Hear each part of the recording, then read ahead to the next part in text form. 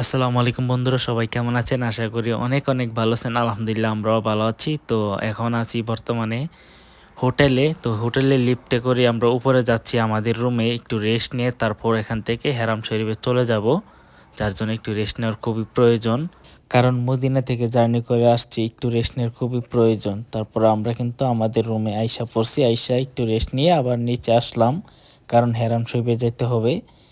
এর ফাঁকে আমি কি করলাম, আমরা যেই হোটেলে আসছিলাম কেওয়াসি হোটেল, তো এটা কিন্তু খুবই জনপ্রিয় একটা হোটেল।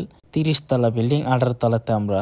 এই কেওয়াসি হোটেলের বাস আছে অনেকগুলা, লাল কালারের বাসগুলা দেখুন, সামনে একটা আছে আর আমরা যেটা যাচ্ছি এটা বসে আছি। তো মানে প্রতিনিয়ত এখান থেকে বাস ছাড়তাছে, যাইতাছে, আসতাছে। তো আমরা যেই কেওসি হোটেল আসিল, এই হোটেল থেকে মক্কা হেরাম শরীফে যাইতে যদি বাস যায় তাহলে 3 মিনিট 4 মিনিট এরকম। এই যে দেখতেছেন একটা ফাঁকা জায়গা, এটা হচ্ছে আপনার বাস পার্কিং করার জন্য। শুধু এই কেওয়াসি হোটেলের এই বাসগুলো এখানে পার্কিং করে, আর 2-3টা হোটেল আছে, মানে হাইস্ট 3টা হোটেলের বাস এখানে থামায়, বুঝছেন? 3টা হোটেলের বাস এখানে থামায়। তো তারপর এখান থেকে আবার নিয়ে যায়। তো এখান থেকে আমরা হাইটা হাইটা আবার আসলাম। আসার পথে গড়ি টাওয়ারটা পড়লো, ক্লক টাওয়ারটা, যেটা থেকে খুবই ভালো লাগছিল। কারণ এই ক্লক টাওয়ারটা সবারই পছন্দের একটা জিনিস, যেটা কিনা যেই আসে সবাই এখানে ভিডিও করে। তো দেখতেছেন আমরা কিন্তু হাইটা হাইটা এখান থেকে যাচ্ছি। তো যেখানে বাস পার্কিং করছে এখান থেকে হাইটা আসতো আরও 5 থেকে 8-9 মিনিট লাগে। দেখতে কাছেই, কিন্তু হাইটা হাইটা আস্তে আস্তে হাঁটতে হাঁটতে আসতে 10 মিনিট বা 27 মিনিট এরকম লাগে আর কি। তো যাই হোক, আমরা কিন্তু আইসা পড়ছি, আমরা খুবই আনন্দিত, খুবই খুশি। কারণ মক্কা শরীফে আসছি, মক্কায় আসছি, হেরাম শরীফে যাব, তাওয়াফ করবো, এটা একটা খুশির একটা আনন্দ, তাই না? এটা সবারই থাকে। তো এই সময়টা মানুষ নাই, আমি ভাবছি যে হয়তো মানুষ কম বা ভিতরে মনে কম থাকবে। না, ভিতরে গিয়ে দেখি গাইজ, কি বলবো আপনার, দেখুন, আপনারা দেখুন ভিডিওতে, ভিতরে আইসা দেখি অনেক মানুষ। তো এই সময় সকাল আপনার বাজে 5টা 5টা 45 বা এরকম 6টার কাছাকাছি আর কি। তো দেখুন এই অবস্থায়, মানুষের এই অবস্থা, হয়তো ভাবছিলাম যে একটু কম হবে মানুষ, তো কিন্তু এরকম কিন্তু এটা হয় নাই। ভিতরে গিয়ে দেখি আরো বেশি, তাওয়াফ করে যেখানে এখানে হাজার লক্ষ লক্ষ মানুষ। কি বলবো আপনাকে, আপনারা দেখতে পারতেছেন কত মানুষ এখানে। কি বলবো, যে কাবা ঘরটা দেখতেছেন, এই কাবা ঘরটার সাথে দিয়ে হাঁটার জন্য, ঘোরার জন্য, তাওয়াফ করার জন্য সবাই পাগল হয়ে থাকে, ঠিক আছে?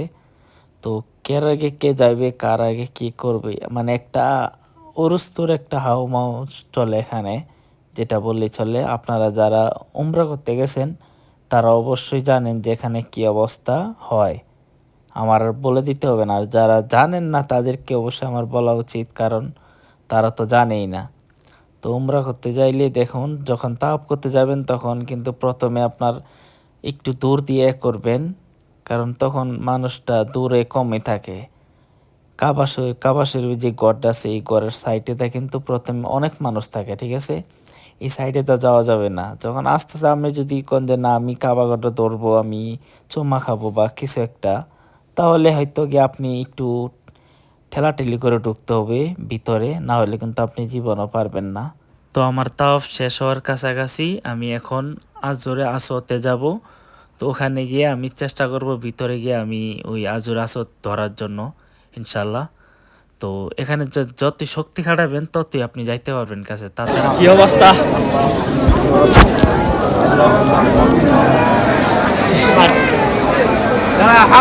পাথর পারছে আলহামদুলিল্লাহ। কাপড় আর লাইছি, কাপড় একটা পাইছি, মানে এটা লই আইছি, আল্লাহ জানে কার। এই পাথর সঙ্গে হ্যাঁ নিচু করে আছে, আর তুলতে পারি না, যে অবস্থা, কেমনে কি করবো। আল্লাহ وينك يا ابوك؟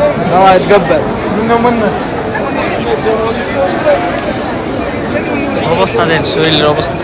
واحد يا موبايل আমি প্রায় সময় যখন দেখি আমার সাথে অনেকেই যায়, তারা কিন্তু অত সহজে এখানে যাইতে পারে না, যেটা আমি গেছি আলহামদুলিল্লাহ। তো এখানে দেখতে পারতাছেন হজরত ইব্রাহিম আলাইসাল্লামের পা মোবারকের ছাপ। তো যারা প্রথম দেখছেন অবশ্যই সুবহানাল্লাহ বলে যাবেন। আমার এখানে কাম শেষ, আমি এখনো যাব উপরে সাফা মারার, ওখানে 7 পাক দিতে হবে। তো আমি এখানে আসলাম, এখানে গ্রিন সিগন্যাল দেখতেছেন, এটা যতটুকু পর্যন্ত আছে আপনি সারাটা হাঁটবেন, শুধু এই বাতিটার শুরু থেকে একবার শেষ পর্যন্ত আপনি একটু দৌড় দিবেন, সাথে কিছু সূরা বা দুরূদ বা যেটি পড়তে পারেন সেটি পড়বেন, যেটা জানা আছে।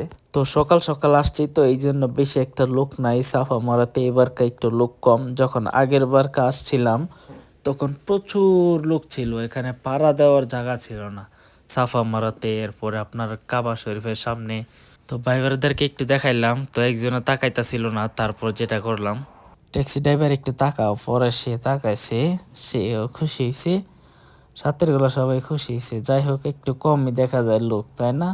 তো লোক হবে একটু পর থেকে, এখন আর একবারে সকাল সকাল তো এই জন্য তেমন মানুষ হয় নাই, এখনো ভালোভাবে সবাই ঘুমাতে ওঠে নেই, উঠে তারপর আস্তে আস্তে আসবে।